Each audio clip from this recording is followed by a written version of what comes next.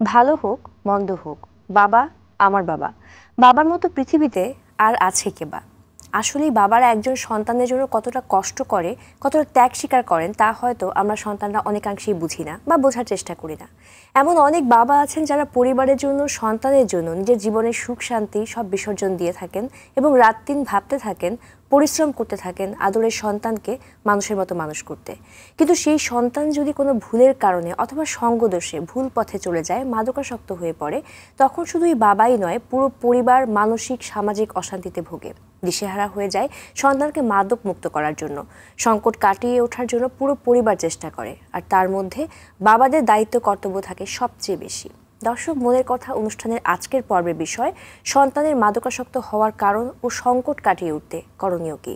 অতি গুরুত্বপূর্ণ এই বিষয়টি নিয়ে কথা বলতে স্টুডিওতে আমন্ত্রণ জানিয়েছি এমন একজন ব্যক্তিকে, যিনি একজন সংকটজয়ী বাবাই নন, তিনি বাংলাদেশের জন্য একজন দৃষ্টান্ত। আমাদের সাথে আছেন শাহিদুল ইসলাম হেলাল স্যার, সংকটজয়ী পিতা ও ব্যবসায়ী। স্যার, আসসালামু আলাইকুম, কেমন আছেন? আমি ভালো, খুব ভালো। আপনি? জি, ভালো আছি, অনেক ধন্যবাদ এবং আপনাকে স্বাগত আমাদের আজকের অনুষ্ঠানে। খুবই গুরুত্বপূর্ণ একটা বিষয় নিয়ে স্যার আজকে আমরা কথা বলবো, যেখানে পরিবারের সচেতনতা অনেক বেশি গুরুত্বপূর্ণ এই মাদকাসক্তির চিকিৎসা এবং নিরাময়ের ক্ষেত্রে। প্রথমে স্যার যদি একটু পেছনের গল্পটা জানতে চাই, কারণ আপনি মাদকাসক্তি নিয়ে দীর্ঘ সময় যাবৎ কাজও করছেন এবং একজন বাবা হিসেবেও আপনি আপনার পরিবারের এই সংকট কাটিয়ে উঠেছেন। এই জায়গায় যাত্রাটার শুরুটা কিভাবে হলো? আমার গল্প তো শুরু হয় প্রায় 20 বছর আগে। 2002-তে আমার বড় সন্তান মাদকাসক্ত হয়, যেটা আমরা বুঝতে অনেক টাইম লেগেছে। আমরা হয়তো 3 বছর 4 বছর ইউজ করার পরে, যখন একদম ও লাইফটা একদম ম্যাচ হয়ে গেছে, তখন ও নিজেই স্বীকার করেছে যে ও মাদকাসক্ত, ও সাহায্য চায়। কিন্তু এর আগে আমরা সব রকম এভিডেন্স দেখেছি যে ও মাদকাসক্তি ছিল, কিন্তু আমাদের ওই জ্ঞানটা ছিল না, আমরা জানতাম না। আর আমরা সবসময় ভাবতাম যে আমার ছেলের দোষ না, ও তো মাদকাসক্ত হতেই পারে না, কারণ আমরা তো ওকে আমাদের সাধ্য মতো ভালো করে মানুষ করছি। সবসময় আমাদের বন্ধুদের দোষ দিতাম, অন্যর দোষটা খুঁজতাম, স্কুলের দোষ, টিচারের দোষ, ওর সঙ্গের দোষ। কিন্তু ওর যে প্রবলেম, ওটা কিন্তু আমরা দেখি নাই।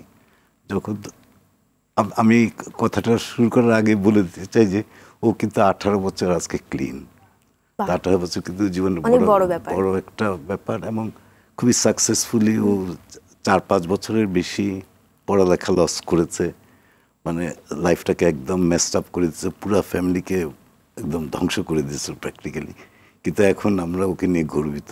এবং একই সাথে আমার ছোট ছেলেও, ও যখন চিকিৎসাধীন ছিল ওই টাইমে আমার ছোট ছেলে বিদেশে পড়তো, ওরও একই প্রবলেম ছিল। কিন্তু ছোট ছেলেটা আমরা কিন্তু বেশ সহজে ধরতে পেরেছি।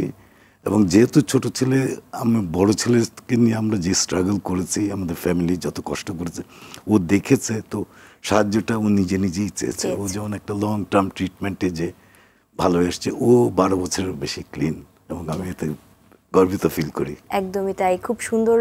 স্যার, এই যে শুরুটা আসলে তাদের মাদকাসক্তির পথে যাওয়ার কারণটা আসলে কি? সেটা কি নিজস্ব কৌতূহল নাকি বন্ধুদের সঙ্গ বা এরকম কিছু?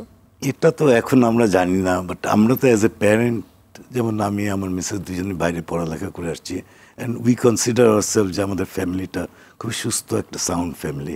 আমার 3 বাচ্চা, বড় মেয়ে, তারপরে ছেলে, যে সন্তানের কথা বলছি তার ছোট একজন ছেলে, এবং ঢাকা শহরের ওয়ান অফ দ্য বেস্ট স্কুলে পড়তো। তো কেন হয়েছে এটার কিন্তু আমার জবাব এখনো খুঁজে পাই না। তো ও যে মাদকাসক্ত, এটা কিন্তু ডিনায়েলে ছিলাম আমরা অনেক অনেক দিন, অনেক বছর, যেটা কিন্তু আমাদের ভীষণ ভুল হয়েছে। তখন কিন্তু এত খোলামেলাভাবে কখনো আলাপ হতো না। তো ইন্টারনেটে দেখতাম যে আমি কিভাবে মাদকাসক্ত, আমার সন্তানকে মাদকাসক্ত না অন্য কোনো প্রবলেম, এটা কীভাবে বুঝবো, অনেকগুলি কোশ্চেনের আছে।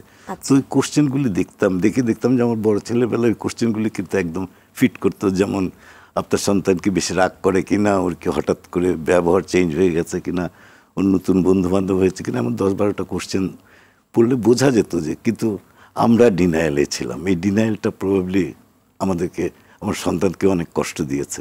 এখানে যদি একটু জানতে চাই যে কি করে বুঝতে পারলেন বা ওয়ার্নিং সাইনগুলো কেমন ছিল? তখন কিন্তু ওয়ার্নিং সাইন চারিদিকে ছিল, আমরা বুঝতে পারি না। যেমন আমাদের সাথে একসাথে খেত না, আমাদের কোনো সোশ্যাল ফাংশন হলে একসাথে যেত না, সন্ধ্যাবেলা একটা পার্টিকুলার টাইমে সে বাইরে যেত, ওর রেজাল্ট খারাপ হওয়া শুরু করলো, টয়লেটে গেলে অনেকক্ষণ থাকতো। এগুলি সব কিন্তু ইন্ডিকেশন যে হয় কোনো কিছুর সাথে মাদকাসক্ত যুক্ত। বা ওর কোনো প্রবলেম আছে যেটা আমার সাহায্য নেওয়া দরকার। কিন্তু আমার এবং আমার স্ত্রী দুজনের চিন্তা ছিল যে ওরা তো একটা ওয়ান অফ দ্য বেস্ট স্কুলে যায়, এইটা ছাড়া আমরা সব কিছু চিন্তা করতাম। আমার মনোযোগ নাই। ওই আমলে এইভাবে তো কথাবার্তাও হতো না।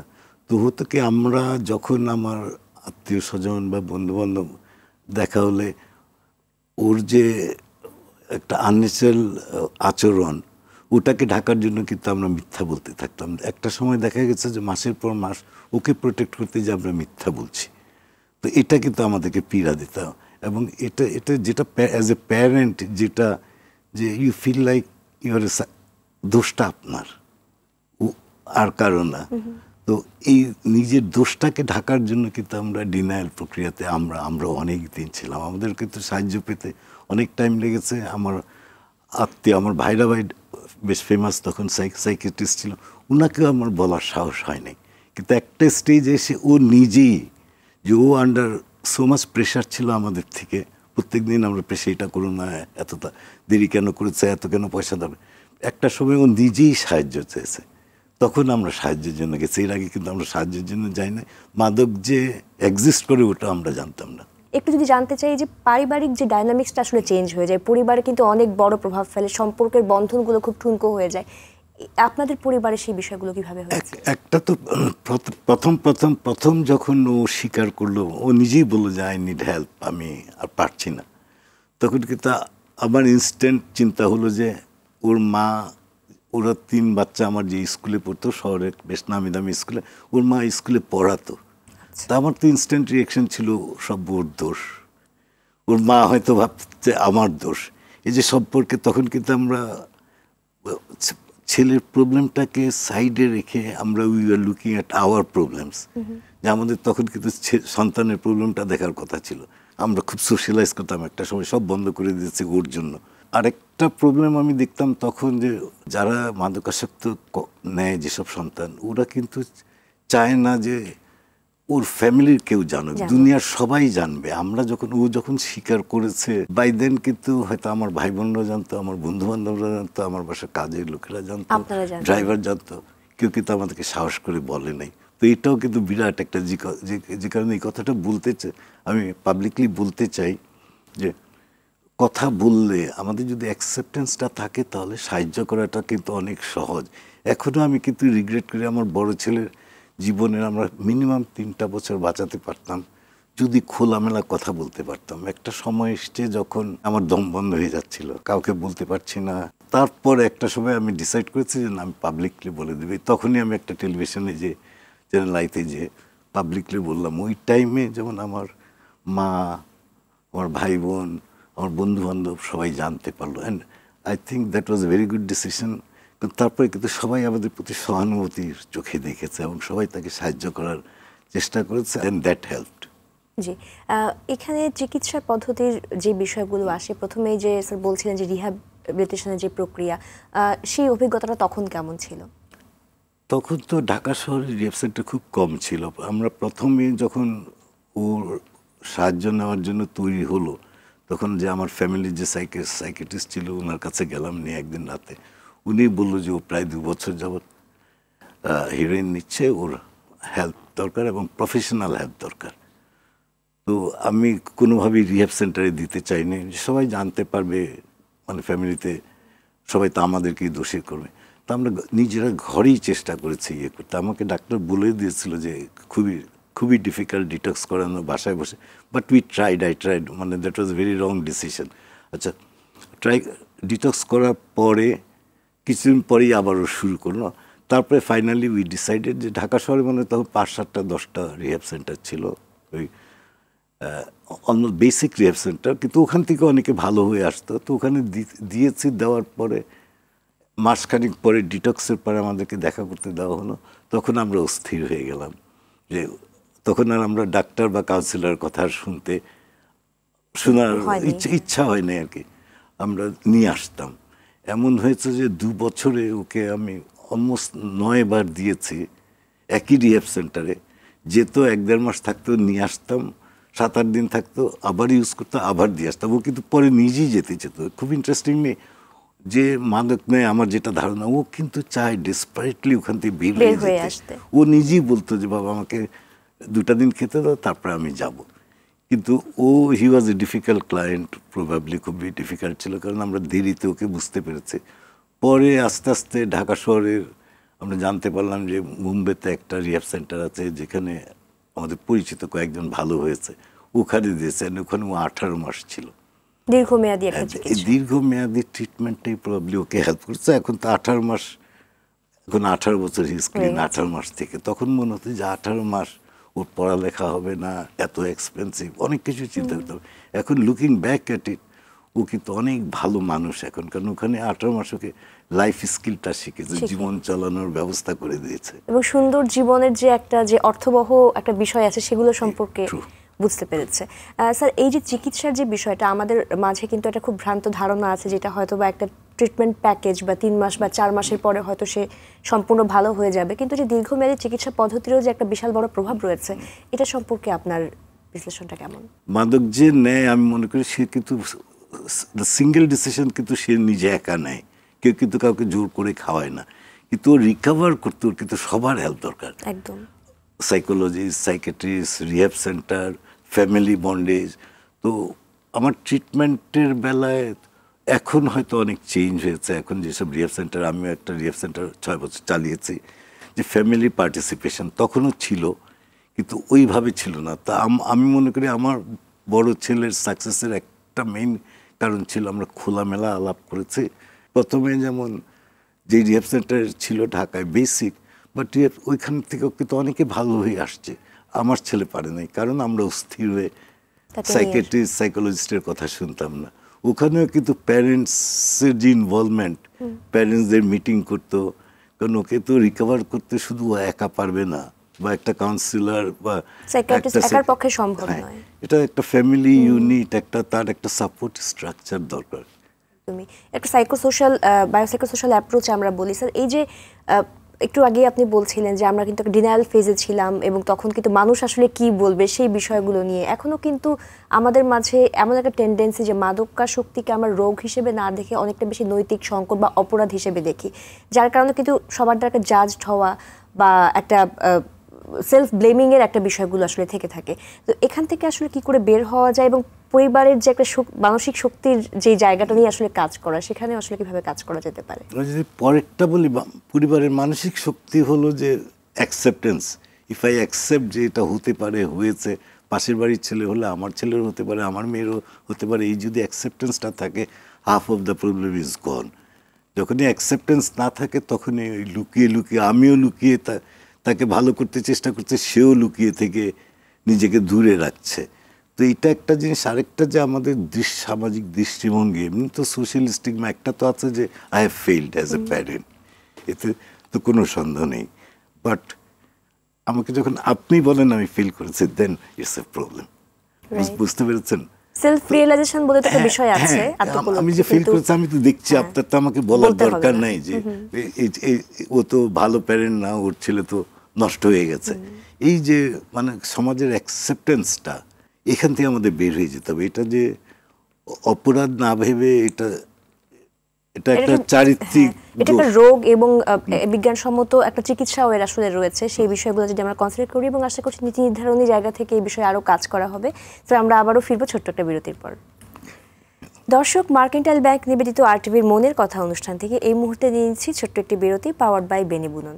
বিরতির পর আমরা এই শঙ্করজয়ী পিতার আরও অভিজ্ঞতার গল্প শুনবো। আরটিভির সাথেই থাকুন।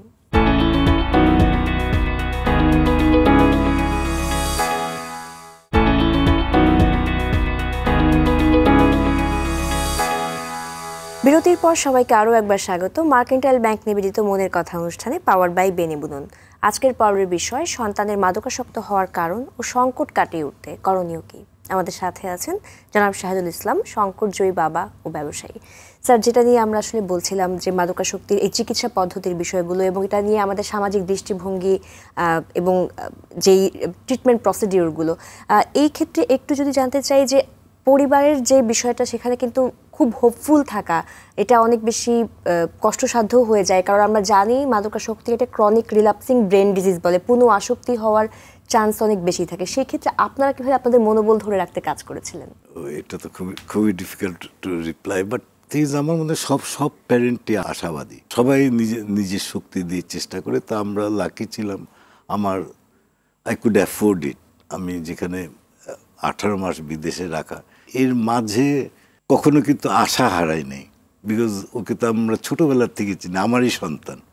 তো আশা হারানোর এখানে কিছু নেই, বাট আমরা কন্টিনিউয়াসলি চেষ্টা করাটাও খুবই ডিফিকাল্ট কাজ। আমি যেমন ওকে অনেক সময় বিদেশে নিয়ে গেছি হোপিং যে আমার সাথে 7 দিন 10 দিন বাইরে থাকলে ও ঠিক হয়ে যাবে, কিন্তু কোনো কাজ হয় নাই, বরং এগুলো আমি খুব ভুল কাজ করেছি। এমনও সময় গেছে আমি একটা দেশে নিয়ে গেছি, প্রায় 21 দিন ছিলাম, এবং পরে ও আমাকে বলল যে পুরো 21 দিন সে ইউজ করেছে, অথচ আমি ভেবেছি যে ওকে নিয়ে একদম সুস্থ করে আমি নিয়ে আসছি, কিন্তু ওকে তো সুস্থ করার কিছুই করি নাই। সুতরাং আমি মনে করি যে সাহসটার জন্য হয়তো আপনার মতো কাউন্সিলর, সাইকিয়াট্রিস্ট, সাইকোথেরাপিস্ট যারা মানে এই বিজনেসে জড়িত, ওদের সাহায্যটা খুবই বেশি প্রয়োজন। যে কোনো প্যারেন্ট, আমি মনে করি যে one of the first thing যে কাউকে বলা, জ্ঞান অর্জন করা এবং ওনাদের থেকে জেনে নেওয়া যে কিভাবে, মানে ওয়ার্ল্ড স্ট্যাটিস্টিক্স তো খারাপ, ওরা বলে যে ওয়ার্ল্ডে প্রবাবলি 20% লোক ফুললি রিকাভার্ড হয় আর প্রায় সব রিল্যাপস করতে থাকে। তো আমার সন্তান কেন 20%-এর মধ্যে থাকবে না? এটা তো থাকা পসিবল। এবং যারা আমি আমার ছেলেদের বন্ধুদের যাদেরকে চিনি, যারা রিকভার করেছে অনেক বছর ড্রাগ করে, যারা এখন সুস্থ, ওরা কিন্তু অন্যদের থেকে অনেক ফাস্ট দৌড়াচ্ছে। একটা সময় যেমন আমার ছেলের চিন্তা ছিল যে ওর বন্ধুরা ডাক্তার, ইঞ্জিনিয়ার, অনেক কিছু হয়ে গেছে, ও কিছুই হতে পারে না, ওর কিন্তু একটা লো সেলফ এস্টিম কাজ করতো। এখন কিন্তু উল্টা, আমি দেখছি যে ওদের চাইতে ও অনেক ফাস্ট দৌড়াচ্ছে। ও যেই কাজই করছে, যেই ব্যবসায়ী করছে, he is doing fantastically good. আর ও হিউম্যান ডিলিংসও অনেক ভালো। Is absolutely change man. আজকে কিন্তু ওকে আপনি স্লিপিং পিল দিলেও খাবে না সে, ডাক্তারের পারমিশন ছাড়া। মুড অল্টারিং কিছুই সে খাবে না। বাট এটার জন্য এখনও ওরা যেটা করে যে সাপোর্ট স্ট্রাকচারটা ঠিক রাখছে পারিবারিকভাবে, এবং বন্ধুদের, নিজেদের মাঝে একটা সাপোর্ট স্ট্রাকচার আছে, কোনো প্রবলেম হলে শেয়ার করতে পারে। এই যে একটা ইতিবাচক পরিবর্তন যে আসছে, এবং আপনি এখন একজন গর্বিত বাবা যে এই সংকটটাকে জয় করে এসেছেন, এবং আপনার ছেলেরা এখন স্ব জায়গায় আসলে প্রতিষ্ঠিত। আমরা অনেক সময় দেখি যে বাবা মারা কিন্তু বাচ্চাদেরকে আসলে বিশ্বাস করতে চান না। খুব স্বাভাবিকভাবেই তাদের মাঝেও সেই বিষয়টা কাজ করে যে ছেলে আসলেই আবার রিল্যাপস করবে, এবং তাকে সবসময় চোখে চোখে রাখতে গিয়ে দেখা গেছে একটা তার প্রতি অনাস্থা না বা অবিশ্বাস করার যে বিষয়, যেটা বাচ্চাদেরকে আরও অনেক বেশি হয়তো বা সেই সংকটের দিকে আসলে ঠেলে দেওয়া হয়। সেই ক্ষেত্রে বাবা মাদের প্রতি আপনার কি পরামর্শ থাকে? এটা তো সত্যি যে লাভিং অ্যান এডিক্ট, একটা মাদকাসক্ত ব্যক্তিকে কেউ কিন্তু ভালোবাসা খুবই ডিফিকাল্ট। কারণ আই রিমেম্বার আমার বড় ছেলের সাথে আমার কিন্তু লাস্ট স্টেজে হেইট অ্যান্ড লাভ রিলেশনশিপ ছিল, নট লাভ অ্যান্ড হেইট। মানে আমার হেইটটা ওয়াজ মোর দেন দ্য লাভ। কিন্তু এটা থাকবে। কিন্তু ইন্টারেস্টিংলি যে মাদকাসক্ত ব্যক্তিদেরকে ভালোবাসা সবচেয়ে কঠিন একটা জিনিস, কিন্তু ভালোবাসাটাই একমাত্র ওষুধ ওর জন্য। তাকে ফেরত আনতে হলে আপনার কাউন্সেলিং, সাইকিয়াট্রিস্টের ওষুধ, সব কিছুর ঊর্ধ্বে কিন্তু ভালোবাসাটা ওর দরকার। ওকে সোশ্যালি অ্যাকসেপ্টেন্স করা, কারণ ও তো নিজেকে, যেটা হয় যে মাদকাসক্ত, যে কোনো রকম মাদকাসক্ত ব্যক্তির, ইভেন অ্যালকোহলিক, যে কোনো রিলেশনশিপটা প্রথমে নষ্ট হতে থাকে লোকের সাথে। এই রিলেশনশিপটাকে জোড়া দেওয়া, এই পুনর্বাসন করাটা কিন্তু খুবই ডিফিকাল্ট কাজ। আর এটার জন্য অ্যাকসেপ্টেন্স দরকার, ওকে অ্যাকসেপ্ট করতে হবে, ওকে ভালোবাসা দিতে হবে। যত বেশি ভালোবাসা দেবেন ওর কিন্তু চান্সেস তত ভালো টু রিভাইভ। একদমই তাই। আমরা দেখি যে বাংলাদেশে এক ধরনের স্ট্রাকচার আসলে ট্রিটমেন্ট প্রসিডিউরটা মেনটেন করা হয়। দেশের বাইরে আপনি যেখানে বলছেন সেখানে খোলামেলা পরিবেশ, সেই জায়গাগুলো আসলে সুযোগ আছে, কিন্তু বাংলাদেশে হয়তো এই সুযোগটা অনেকটুকুই কম। আপনিও দীর্ঘদিন যাবৎ একটা রিহ্যাবিলিটেশন সেন্টার তৈরিতে সেখানেও যুক্ত ছিলেন। স্যার, সেই অভিজ্ঞতা থেকে যদি জানতে চাই যে বাংলাদেশের চিকিৎসা পদ্ধতির জায়গা থেকে আরও কি কি ভ্যালু অ্যাড করা যেতে পারে বলে আপনি মনে করেন? এখন তো আমি মনে করি এনাফ সাইকিয়াট্রিস্ট, সাইকোলজিস্ট আছে এবং সোশ্যাল ওয়ার্কারও আছে, হেল্পিং হ্যান্ড। কিন্তু আমাদের মনে সবচেয়ে বড় দুর্বলতা যে আমাদের যে রিহ্যাব সেন্টারগুলি আছে ওখানে খোলামেলা জায়গা নেই। ওখানকার যেসব পেশেন্ট থাকে ওরা আকাশ দেখতে পারে না, রুমের ভিতরে থাকতে হয়। তো এটাতে বড় বড় ব্যবসায়ীরা যোগ হতে হবে, এনজিওরা যোগ হতে হবে। এটা কিন্তু যেহেতু এটা ক্রিমিনালি ট্রিট করা হয় এই রোগটাকে, সেই জন্য আমার মনে হয় ব্যবসায়ীরা ইনভেস্ট করতে খুব একটা সাহস পায় পায় না, না। কারণ আমি যে রিহেব সেন্টার চালাতাম 6 বছর চালছে, ওখানে দেখছি পুলিশের একটা ইনভলভমেন্ট থাকে। তা আমি কেন একটা সোশ্যাল কাজ করতে যে এই ঝামেলাতে যাব? এবং সরকারের যেমন কোনো রকম বেনিফিট কিন্তু দিচ্ছে না। আমার ফ্যাক্টরি রপ্তানি করে, আমরা ট্যাক্স বেনিফিট পাই, ইনসেনটিভ পাই, মানে আপনি ব্যবসা করলে অনেক রকম সুযোগ সুবিধা পান। এই বিজনেসের জন্য কিন্তু কোনো সুযোগ সুবিধা নেই। সুবিধা নেই। এটাতে বিজনেস আকারে আসতে হবে। আই ওয়াজ এক্সট্রিমলি সারপ্রাইজ, আমি যখন এখানে একটা রিহ্যাব সেন্টার থেকে, তখন আমি বলছি 2004-এর কথা, অনেক আগের কথা, একটা ফ্লোরে 3টা ঘরে 20টা পেশেন্ট থাকতো, একটা ফ্লোরে ফ্লোরিং করে থাকতো, আর জায়গা নেই, ওরা ঘর থেকে বেরোতে পারতো না, ইভেন খেলারও সুযোগ নেই। ওখানে মাসের পর মাস রয়ে গেছে। অথচ আমি যখন বোম্বেতে যে রিহ্যাব সেন্টারটা গেলাম, 5 একর জমি, সুইমিং পুল, খোলামেলা মাঠ, অফকোর্স ইটস এক্সপেন্সিভ, বাট এই যে খোলামেলা, ওর তো বন্ধ হয়ে শুধু ওষুধ খাওয়া বা ওষুধ খাওয়া বা কাউন্সিলিং সবকিছু। করে, এটা ও খেলাধুলা করছে, জীবনটাকে নর্মালি চালাচ্ছে। ওখান থেকে আবার ওদেরকে নিয়ে আসতো, ইভেন দেশেও নিয়ে আসতো, 4-5 জনে মিলে এনে আস্তে আস্তে ইয়ে করতো, মানে লাইফস্টাইল মডিফিকেশনের জায়গায় কাজ করতে। ওখানে ড্রাগের কথাও বলা হতো না। কিন্তু এখানে অমন তো একটাও নেই। কিছু আছে 5 স্টার, বাট 5 স্টার হোটেলের মতো। সরকারি তো 4-5টা আছে, ওইগুলো তো কিছুই নেই। সরকারও যেগুলি করেছে ওগুলো কিন্তু বদ্ধ একটা করে, অন্ধকার একটা জায়গা। এটাকে এখন কনসেপ্টটাকে একদম চেঞ্জ করে, because they are not criminals. ওদেরকে বেঁধে রেখে তো হবে না, ওদেরকে লাইফস্টাইল মডিফিকেশনটা করাতে হবে। জি, একদমই তাই। এই ক্ষেত্রে সাপোর্ট স্ট্রাকচারগুলো আসলে আরো কি ভূমিকা পালন করতে পারে আফটার ডিসচার্জ, মানে একটা রিহ্যাবিলিটেশন প্রসেস শেষ করে আসার পর? এবং আমাদের দেশে কিন্তু পুনর্বাসন প্রক্রিয়ার বিষয়টা অনেকটুকুই নিয়ে আমরা কাজ করি না তেমন, এবং যে সোশ্যাল সাপোর্ট সেই জায়গা থেকেও আসলে কাজ করার সুযোগটা অনেক বেশি লিমিটেড। তো এটা এখানে আপনার অভিজ্ঞতা যায়? এটা তো একটা তো আছে যে সে, আমার সন্তানের কথাই বলি, ওকে যেহেতু আমি ডিক্লেয়ার করে ফেলেছি যে ও মাদকাসক্ত ছিল, ও যখন রিকভার করেছে, ও কিন্তু ক্রিমিনাল হিসাবে ট্যাগ মার্ক একটা হয়ে গেছে, ওকে তো কেউ চাকরিও দিবে না। এই যে অ্যাকসেপ্টেন্সটা আসতে হবে আমাদের সমাজে। একজন মাদকাসক্ত ছিল, ও ভালো হলে তো ইজ নর্মাল, ও বেটার দেন নর্মাল, ওর চাকরি পেতে অসুবিধা, ওকে ক্রিমিনাল বলে ট্যাগ করা। তো এই চিন্তাধারা থেকে আমাদের বের হয়ে যেতে হবে। এটাকে অ্যাকসেপ্ট করে যদি ইয়ে করা হয়। আর আমরা যেটা হচ্ছে যে লুকাচ্ছি, সে আমার বন্ধু বান্ধব ধরেন 20 জন 50 জন আছে, ওর মধ্যে হয়তো 3-4 জন মাদকাসক্ত। আমরা ওই 3-4টা ফ্যামিলি একসাথে থাকি না, একসাথে সময় কাটাই। আমরা যদি ফ্যামিলি ওয়াইজ কাটাই, ওদেরকেও যদি একসাথে থাকতে দিই। এবং আমি যতটুকু জানি, আপনিও বলবেন যে মাদকাসক্তদের রিকভারির একটা প্রসেস হলো, ওদের পিয়ার গ্রুপটা রিকভারিং অ্যাডিক্টই ইউজুয়ালি হয়। ওরা মিলেই কিন্তু আস্তে আস্তে, কারণ ও প্রবলেমে পড়লে কিন্তু ও ফোন করবে, ওর মতো আগে যে ইউজ করেছে এখন ক্লিন আছে, ওই যে ক্লিন ফ্রেন্ডসরা ইয়ে করবে। যেমন আমাদের যে প্রবলেমটা হতো যে আমার পার্সোনালি, ও ক্লিন হওয়ার 2 বছর পরেও আমি ফোন করলে, একবার রিং করলে যদি না ধরতো, আমার কিন্তু পট করে আমাকে ট্রিগার করতো। তো এগুলি আমাদের আস্তে আস্তে শিখতে হবে, এগুলি অ্যাকসেপ্ট করতে হবে। এখন আমরা তো সবচেয়ে খারাপ জিনিস হচ্ছে যে আমরা মাদকাসক্ত মানে ইউর ফিনিশড। আসলে তো তা না, মেবি ওটা জাস্ট স্টার্টিং পয়েন্ট। একদমই তাই। আর ওটা যদি চিন্তা করা হয় এইভাবে, যদি সোশ্যালি অ্যাকসেপ্টেড মেন্টাল ডিজিজ যদি এটা হয়, তাহলে কিন্তু চিকিৎসার জন্য অনেক আগে যাবে। এখন আমাদের যেটা মেজর প্রবলেম হচ্ছে যে, আমার বড় ছেলের বেলায় আমরা হয়তো 3-4 বছর নষ্ট করে ফেলেছি, কিন্তু ছোটো ছেলের বেলায় ওটা করি নাই। তো ওর রিকভারি ওয়াজ মাচ ফাস্টার, অনেক বেটার। তো আমরা যদি ওইটাকে অ্যাকসেপ্ট করি যে এটা ইটস এ প্রবলেম, এটাকে আমার রিজলভ করতে হবে, নর্মাল রোগের মতো আমার একটু ওষুধ নিতে হবে, খেতে হবে, ঠিক হতে হবে, এই। একদমই তাই। সুতরাং পারিবারিক সামাজিক দৃষ্টিভঙ্গির জায়গায় আমাদের আরও কাজ করার সুযোগ আছে। স্যার বলছিলেন যে আমরা অনেক সময় মনে করি যে মাদকাসক্ত হওয়া মানেই তার জীবনটা একেবারে শেষ, কিন্তু সেখান থেকেও কিন্তু আপনার সন্তানরা বের হয়ে এসছে এবং অনেক সুন্দরভাবে স্ব জায়গায় প্রতিষ্ঠিত হয়েছে। একটু যদি তার সাকসেসের গল্পগুলো আসলে শুনি। ওরা খুব ভালো আছে। একজন আমেরিকায় থাকে, হি স্টার্টেড বিজনেস শুরু করেছে, প্রায় 10 বছর হয়, ইজ ডুইং রিয়েলি ওয়েল। আরেকজন আমার সাথে লোকালি ব্যবসা আসছে, সে মিউজিক করে, ব্যবসা করে, একদম নর্মাল লাইফ লিড করছে। So I can't really complain.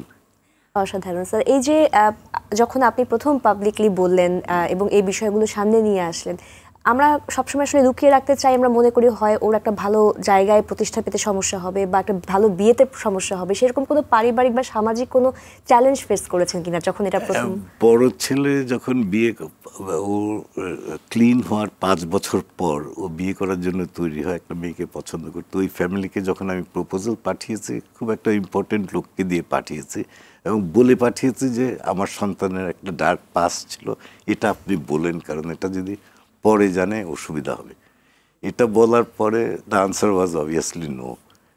মানে আমাদের খুবই কষ্ট করতে হয়েছে। ইনফ্যাক্ট ওরা আমেরিকা চলে গেছে, আমি আমেরিকা যেয়ে ওখানে যেয়ে কনভিন্স করেছি। অ্যান্ড ইন্টারেস্টিংলি ওরা বিয়ের পরে, বিয়েতে তো কোনো অবস্থাতেই রাজি হয় না, বিয়ের 1 বছর পরে যখন আমি ওখানে গেছি, ওর শ্বশুর ওকে চা বানিয়ে খাওয়াচ্ছে। মানে রিলেশনশিপ হ্যাড চেঞ্জ। তো ওই অ্যাকসেপ্টেন্সটা নাই। আমরা তো এই ট্যাগ করে রেখেছি ওকে ক্রিমিনাল হিসাবে। ছোট ছেলের বেলায় কিন্তু এটা প্রবলেম হয় না। আই এম টকিং অ্যাবাউট ওটা 2013-তে আর এটা 2024-এ, 10 বছর পরে ইট ইজ ওয়েল অ্যাকসেপ্টেড যে ঠিক আছে, ও তো is a normal child, normal man, say is a successful businessman, কোনো অসুবিধা নেই। ওকে তো আর ট্যাগ করে লাভ নাই যে পেছনের গল্পটা কি হয়েছে। একদমই, এবং সেটা অনেকটুকু চেঞ্জ হয়েছে এবং আমরা আশা করছি আরও অনেকটুকুই চেঞ্জ হবে। আমরা যদি একটু জানতে চাই যে মাদকাসক্তির চিকিৎসা বা এবং এটা নিয়ে সচেতনতা আরও সামনে এগিয়ে নিয়ে যেতে আমাদের রাষ্ট্রীয় এবং সামাজিক জায়গা থেকে আরও কি ভূমিকা পালন করা যেতে পারে, এবং গণমাধ্যমের ভূমিকাও যদি একটু বলেন। এটা তো গণমাধ্যম তো এই যে আপনি প্রোগ্রাম করছেন, লোকেরা দেখছে। আমি আমার মনে আছে তৃতীয় মাত্রাতে 2003-এ মনে হয়, মানে অনেক আগে তো প্রোগ্রাম মাদক নিয়ে তো কেউ কথা বলে না। অ্যাজ এ প্যারেন্ট আমি যখন কথা বলেছি, পার্লামেন্ট মেম্বার্সরা ফোন করে, মানে অনেক অনেক লোক ফোন করে ওই প্রোগ্রামটাকে থার্ড টাইম দেখাতে বলেছে। ইউজুয়ালি 2বার দেখায়, থার্ড টাইম দেখাতে বলেছে। এবং কিন্তু আমার অনেক বন্ধুবান্ধব আমাকে বকাবকি করেছে, কেন বলেছি যে আমার সন্তানের তো ক্যারিয়ারটাকে নষ্ট করে দিলাম। তো অনেকে অ্যাপ্রিসিয়েট করেছে। বাট দিনের শেষে লাভ যেটা হয়েছে যে সবাই জানতে পেরেছে, সবার একটা সিম্প্যাথেটিক অ্যাটিটিউড ছিল টু হেল্প আস। মানে পুরো, কারণ ওই টাইমে আমরা সোশ্যালাইজিং বন্ধ করে দিয়েছিলাম, আমি বিজনেসও স্লো করে দিয়েছিলাম, সব কিছু এলোমেলো হয়ে গেছিলো। কিন্তু একটা সময় ওইটার পরে কিন্তু আবার সব কিছু আস্তে আস্তে জোড়া লেগেছে এবং আমাদের মনের সাহসে বেড়েছে এবং আমার ভাই বোন সবাই আমাদেরকে সাপোর্ট দিয়েছে। একটা সময় ছিল, আমার খেয়াল আছে, আমার ছেলে চিটাঙে যাবে, আমার বোনের বাচ্চারা চিটাঙে থাকে, একই এজ গ্রুপ, ওদেরকে কক্সবাজার পাঠিয়ে দিয়েছে যে আমার ছেলে গেছে। কিন্তু কি কারণে পাঠিয়েছে আমি অনেক পরে জানতে পেরেছি। তো ওইগুলি থেকে বের হয়ে গেছে। সবাই played a sympathetic and supporting role later. এবং আপনার হাত ধরে কিন্তু সচেতনতা একটা বড় জায়গা তৈরি হয়েছে এবং অনেক অভিভাবকরা কিন্তু এখন এটা নিয়ে খোলামেলা বলতে চান এবং বলেনও। হ্যাঁ, এই প্রোগ্রাম দেখলেই অনেকে ফোন করে।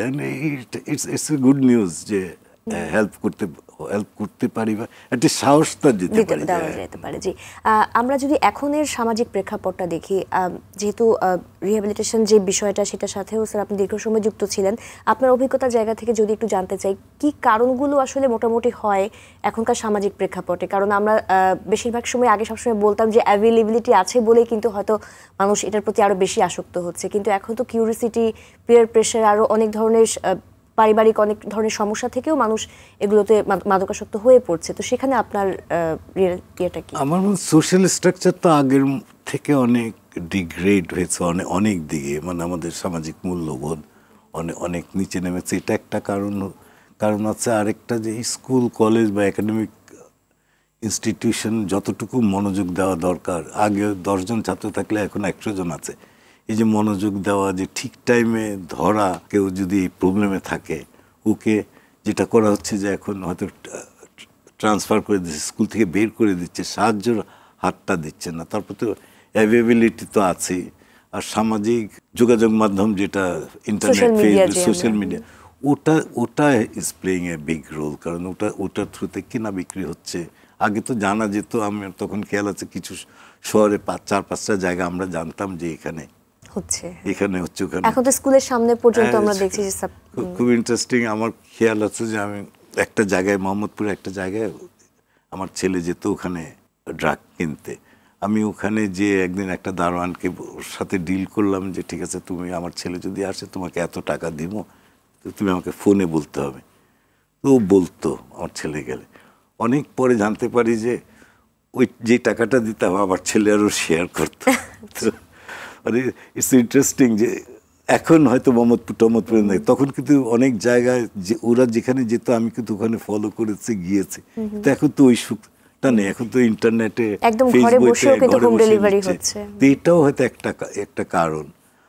আরেকটা কারণ আমার মনে হয় যে খোলামেলাভাবে কথা যদি বলতে পারে, ওপেন ডিসকাশন ঘরে প্যারেন্টসের সাথে, যে একবার ট্রাই করেছে বা প্রবলেমে থাকলে যদি বলতে পারে, আর্লি ডিটেকশন, যেটা আপনি অবভিয়াসলি জানেন যে যত তাড়াতাড়ি আপনার কাছে যাবে অত তাড়াতাড়ি সুস্থ হয়ে ফেরত আসবে, যত দেরি হবে অত ডিফিকাল্ট হতে থাকবে। আমরা অনুষ্ঠানের একবারই শেষ পর্যায়ে চলে এসেছি স্যার, সর্বশেষ যে দর্শকদের উদ্দেশ্যে কিছু বলেন এবং যারা আসলে মাদকাসক্ত রোগীর যারা পিতামাতা আছেন, পরিবার আছেন, তাদের প্রতি যদি আপনার কোনো পরামর্শ থেকে। আমি তো দর্শকদের বলবো যে যেই প্রোগ্রাম দেখছে যে আমরা এটা নিয়ে কথা বলি, এবং মিডিয়াও যত পারে যত কথা বলা হবে অতি ভালো হবে। আর প্যারেন্টসদেরকে আমি বলবো যে এটা লজ্জা পাওয়ার, ভয় পাওয়ার, নিজেকে দোষী ভাবার কোনো কারণ নাই। আর নিজেকে যত দোষী ভাববো, যত ভয় পাবো, যত লজ্জা পাবো, অত আমার সন্তানের ক্ষতি হবে, কারণ ট্রিটমেন্টে আমি তত দেরিতে যাব। সুতরাং যত তাড়াতাড়ি লজ্জা, ভয়, দোষী না ভেবে সাহায্যের জন্য যেতে পারেন অত ভালো। জি, অনেক ধন্যবাদ আপনার মূল্যবান পরামর্শের জন্য, এবং আপনাদের উপস্থিতি আজকে আমাদেরকে আরো বেশি অনুপ্রাণিত করেছে, এবং আশা করছি দর্শকরাও অনেক বেশি উৎসাহিত হবেন এবং তাদের সন্তানকে বুঝতে শিখবেন। ভালো থাকবেন। দর্শক, শখ আর নেশা এক নয়। মাদকাসক্ত হলে তাকে শাস্তি না দিয়ে ভালোবাসা দিন। সুস্থ হয়ে স্বাভাবিক জীবনে ফিরে আসবে আপনার আদরের সন্তান। আজকের মতো বিদায় নিচ্ছি মার্কেন্টাইল ব্যাংক নিবেদিত RTVর মনের কথা অনুষ্ঠান থেকে, পাওয়ার্ড বাই বেনিবুনন। সবাই ভালো থাকুন, সুস্থ থাকুন, দেশকে ভালোবাসুন, আর অবশ্যই নিজেকে মাদক মুক্ত রাখুন।